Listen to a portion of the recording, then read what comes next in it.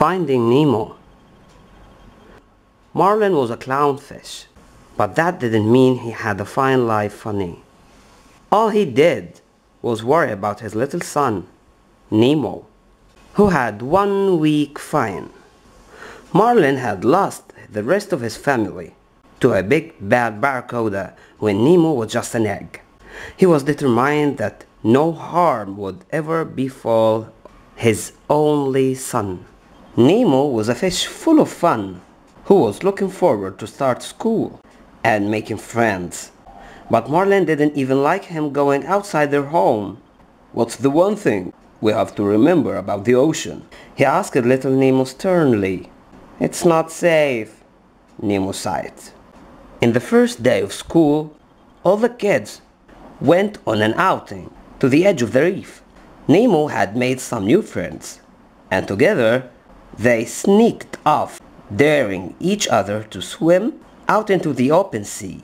Nemo was nervous and didn't venture very far, but it was way too far for Marlin, who was hovering nearby. "You think you can do these things, but you just can't, Nemo," he yelled, rushing over. Defiantly, Nemo decided to prove him wrong. While his dad was distracted, the little fish swam out towards a boat anchored overhead. Brave Nemo had made it all the way to the boat when disaster struck. A diver grabbed him. "Daddy, help me!" yelled Nemo as he was scooped up in a net. "Coming, Nemo!" cried a distraught Marlin. There was nothing he wouldn't do to save his precious son, but another diver saw him and took a photo. Blinded by the flash, for precious seconds, Marlin couldn't catch up with the disappearing divers. The boat took off so fast that a diver's mask fell overboard. A beautiful regal tang fish called Dory offered to help Marlin find Nemo, but unfortunately she had a short-term memory problem. "I forget things almost instantly," she explained, and promptly forgot who Marlin was. "Can I help you?" she asked. Marlin sighed. He turned to head off and came face to face with a shark. The shark was called Bruce. He was trying to turn vegetarian. The big bruiser wanted to fish, to meet his like-minded buddies so they could prove their motto: "Fish are friends, not food." Dory, as enthusiastic as she was forgetful, thought the whole thing was a great idea. Marlin, who was totally terrified, did not. The self-help sharks held their meeting in a wrecked submarine.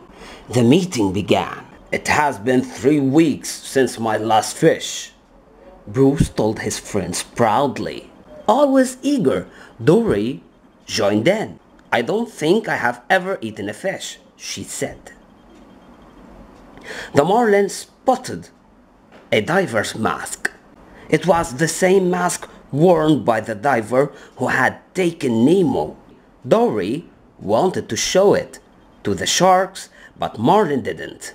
As the two scuffled over the mask, Dory pumped her nose. It bled a little, and Bruce got a craving for a fish dinner.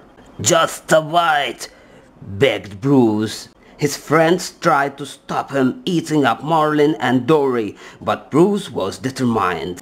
A scary skirmish ensued before the blacky fish were able to get away with the mask in tow. But disaster struck when Dory accidentally dropped the mask into a deep ocean trench. When they swam down after it, the two friends discovered a scary anglerfish just waiting to pounce. Its glowing antenna was the only light this far down in the ocean. While Marlin fought the fish, the light revealed an address on the diver's mask. Luckily, Dory remembered she could understand human. 42 Wallaby Way, Sydney, Australia, she read, using the mask to trap the anglerfish against a rock. Marlin and Dory set off for Sydney with new hope of finding Nemo.